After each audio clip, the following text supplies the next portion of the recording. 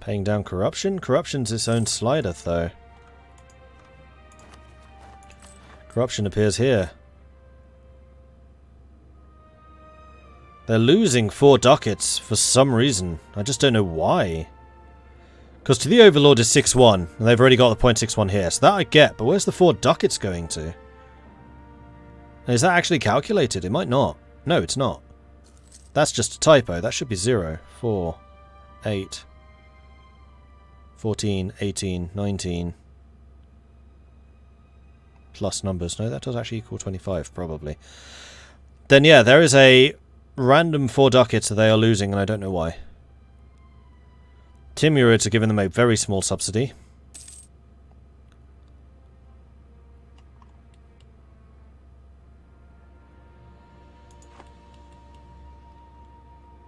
And still has the loan.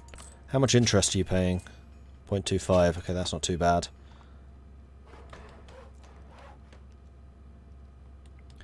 Meanwhile, Champaran is being occupied by the Timurids. Coming in through Afghanistan, of course. So I wonder if this is going to lead to a worsening or a souring of relations between Timurids and Hindustan. Because as far as I'm aware, these two are not allied. They had a royal marriage, which means they're probably still friendly. I'm guessing at some point Hindustan will want revenge against Iran, because they did lose a war previously. And Iran is still completely isolated. All they have is Texas. Russia, meanwhile, has lost their alliance with the Netherlands, but still allied to Austria and Prussia. Sweden still have their alliances, Britain still have theirs. Who's this? Papal States. Still have theirs. Andalusia still have theirs. United States is allied to Asinboin, but the US is currently AI. Texas is allied to Inca and Iran. Shan is still isolated. Mamelukes are allied to Timurids and the Pope. I mean, there are still a couple of potentially vulnerable nations, and I would say right now it's Hindustan.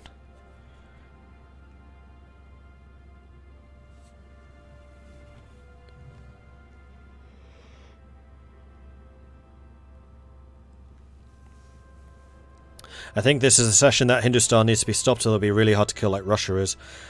I think that boat has already sailed. Paradox is the thing with colonial nations: to make some phantom money, they pay more than the Overlord gets. Maybe. But why would that be true? Because colonial nations still need the money to build up their state. To get buildings and stuff like that. A random man once said, Dutch is German spoken by drunk people. German is Dutch spoken by drunk people as well. Interesting. Dutch is German drunk and German is Dutch drunk. Did Delhi even fight back? No, not really. Delhi was already dead because of the damage done by the previous player. Which I still take a pretty dim view of. This has been noted.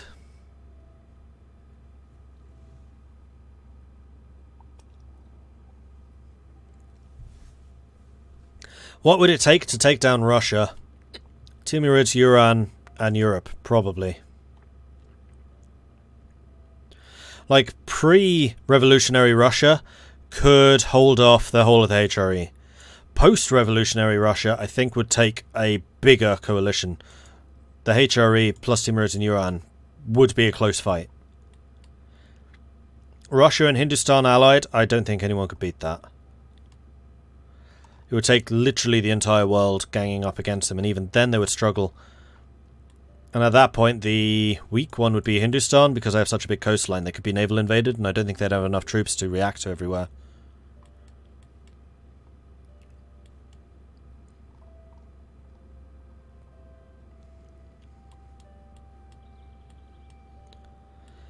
I wonder if Sweden gave all the land to Russia in a deal for them to attack Prussia. I doubt it. I think it's exactly as Tannhaus said. Sweden gave all that land to Russia before Russia just took it, and more. Because yes, Sweden's in the HRE, yes, this would be a HRE versus Russia, but this is revolutionary Russia. And as I just said, the HRE on its own I don't think is a match anymore.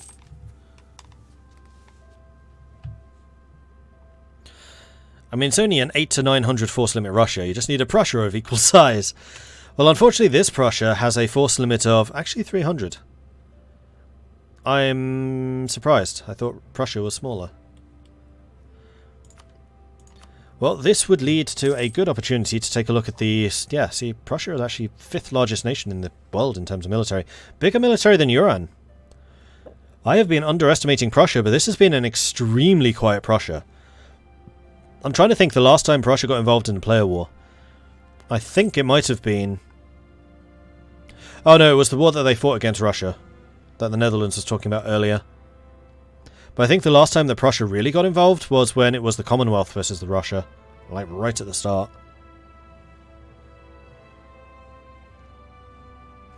But Russia does have a standing army of 700,000. Hindustan of 583,000. And then there's a big gap to the Timurids at 358. The Ottomans at 300. Prussia at 300. Iran at 268. Andalusia at 239. Britain at 225. Britain has a surprisingly large army. They are actually a lot over their force limit. Force limit 177. How much are they paying for that? Like, Britain has the money for it. 75 extra. That's more than they pay for their army in over force limit penalties. That's quite a lot. And they are at maximum manpower. I suspect that most people are. With the exception of Hindustan, who has now lost 207,000 men to attrition. That's more men than... That's double Britain's reserve lost in this war. Is Britain still pirates? Yes, I believe so. Are they still Black Market Consortium? Yes, they are. And they're about to get another reform. So they can get max promoted cultures... minimum autonomy in territories, or advisor cost and possible advisors. How are they doing in terms of territory? They only have 5 territories. They're actually way under the state limit. So I suspect they'll go for advisor costs. Britain only has level 3s. I wonder if he knows about the promotion. Because earning 400 ducats is no reason that you have any level 3s. You should have level 5s at that point. And Britain may well be paying for being... Oh no, they are ahead of time. I mean, monarch points are always useful. Just turn them into development, if nothing else. But yeah, Britain's pretty wealthy. More wealthy than the Netherlands at this stage, I would say. Yeah, they're earning 1,000 ducats. Netherlands is only earning 600. And paying out 389 of them. In fact, the Netherlands is now losing more money in diplomatic expenses than they're actually earning. From trade. This is not good business. I think they're still paying Great Britain, not realising that Britain's collecting their own money now. I believe that was the deal previously. Is Britain actually competing here? Britain's taken over. Britain doesn't even have a merchant present. What's happened here? The Dutch are receiving trade power from Sweden, Prussia and Revolutionary Prussia. Not Britain. Britain have moved in their trade fleet and the Dutch are still paying them. Why? They're stealing all of your money. Oh, imagine if they had another merchant here. They'd be collecting another 73 ducats. Actually, they'd probably be collecting another 100 ducats if they had a merchant. Because a merchant increases the trade efficiency by 10%. Well, actually, that's just trade efficiency, not income. Oh, player war. Player war. I just tried to pause. That didn't work. Papal States are currently fighting against the Congo. It is the Papal States, Tunis and Milan versus the Congo, Andalusia and the Ottomans. Is this a proper war? Maybe.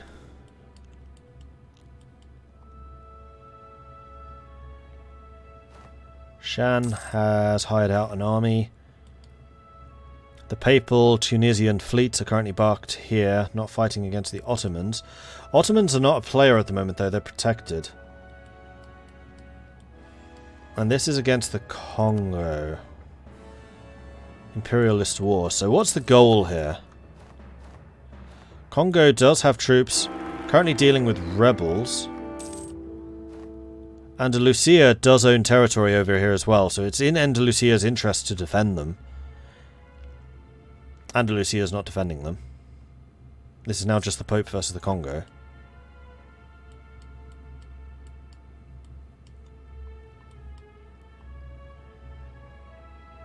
There's the joint fleet.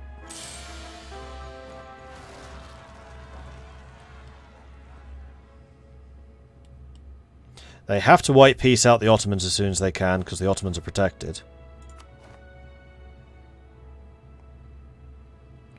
At which point this becomes Papal States versus Congo. And Tunis. I bet it's Tunis that declared this. Although Tunis is not marching.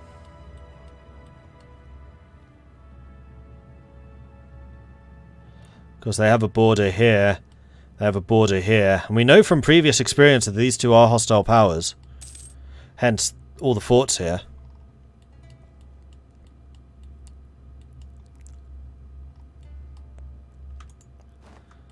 Where's the Papal States army? Aha! Here they are. Yeah, this is a proper war. Okay, we have a proper war, everyone. Huzzah! And Tunis is involved, apparently. Whether they're actually fighting or not, I don't know. Meanwhile, the Middle-earth has declared their war of independence against Delhi. I don't really see a way that they would lose that, except for the fact that Delhi doesn't have a coastline. So Middle-earth may not be able to reach them. Who owns China? Iran. Can I try to count how many troops the HRE have compared to Russia? We can have a look. 300,000, 500,000, 700,000, 900,000, a million, 1,000,001, 1,000,002, 1,000,003-ish. Versus Russia's 700,000. And Russia also has 1,000,000 manpower. So Russia could match it, I reckon. They just need to muck up. Oh, two Congo armies are moving in, but one Congo army is moving away. Intercepted by a second Papal army. Congo is in, but they're not force marching. Papal armies are coming in to reinforce. This is a small Papal army that might be isolated, but they haven't. These guys are not reinforcing, they really should. 26,000 against 40,000. The Papal army is winning this, but they are losing a lot of troops because they have artillery in the front. A bit of a scrappy fight going on there, but that did turn out to be 2 Papal victories. And actually the Papal army is pretty strong. So the Congo at the moment is +5, 0, +10. Miltech is ahead of time at 25. Papal States are on 26. They're 1 ahead. They also have 10, 10, 10. Morale of... Can never find morale. 6.8 versus 5.3. So the Papal States military is a fair bit stronger than the Congos, who is a tech behind.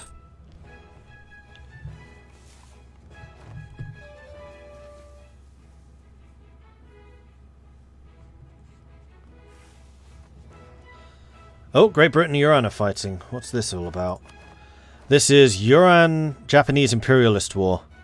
Iran and Britain are attacking Japan and Maguindanao. Iran and Japan's agreements have finally broken down. Texas has troops over here. Britain's got a large fleet over here. Iran are bringing troops over to the coast ready to push across. Iran's actually landing troops, probably courtesy... Oh no, they've got their own transports. Because you can use allied transports too.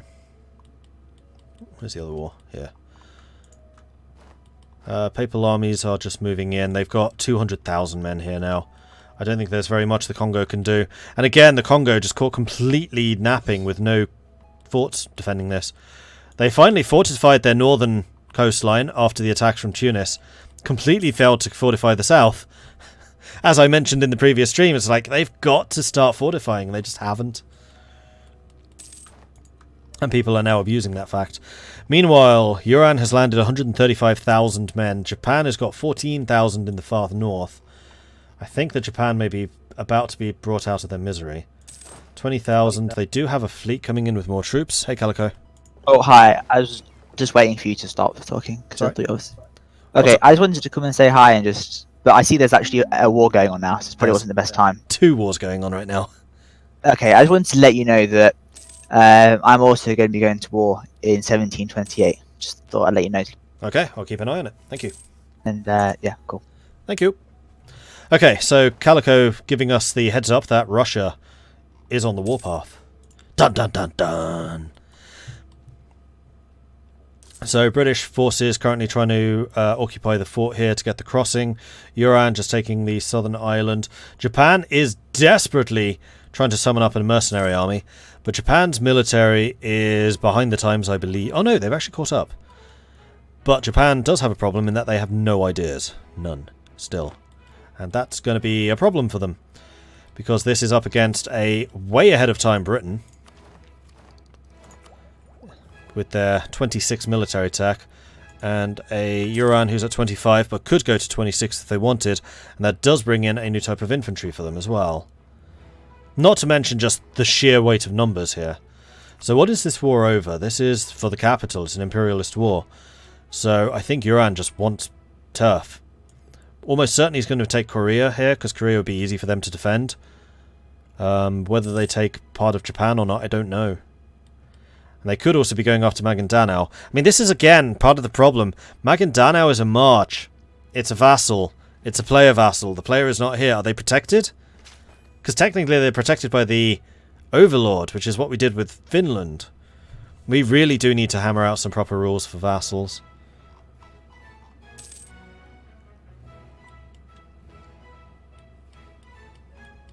Really hate how Iran is so big. They're a bit of a paper tiger, though. They look massive on the map, but they're not actually that strong. Oh, we have a battle. 85,000 against 55,000 Japanese. 5.8 morale versus 5.6. So Japan actually has better morale, but Iran has the better discipline and just the better troops. And is Iran's forces that saw Japan away. Plus, their forces are fully drilled as well, and the drilling is going to mean that they take less fire and shock damage. And Japan just has no answer to that. Iran has a very large cache of money to draw upon. Japan is running out. They're already on 4 loans. They are not earning subsidies from anybody. Yeah, Japan's isolationism is gonna go against them here. Meanwhile, Iran's 30,000 are fighting against 6,000 of the Koreans. 5.6 against 5.2. Fewer has paused. Why has fewer paused? Not sure. Did Japan just quit? Yes. Ooh, I don't have my phone on. My bad.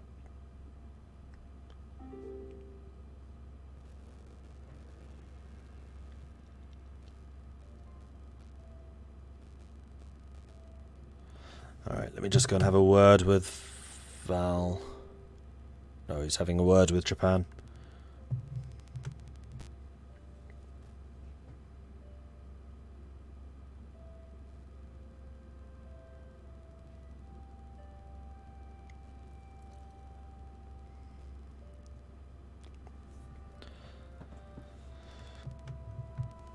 See, quitting, completely acceptable. You're allowed to. So if a player quits, I think what we'll do is allow Iran and Britain to take the land here, then Japan will be protected for the rest of the session. They'll be open for everyone after that. That's been what we've done in the past.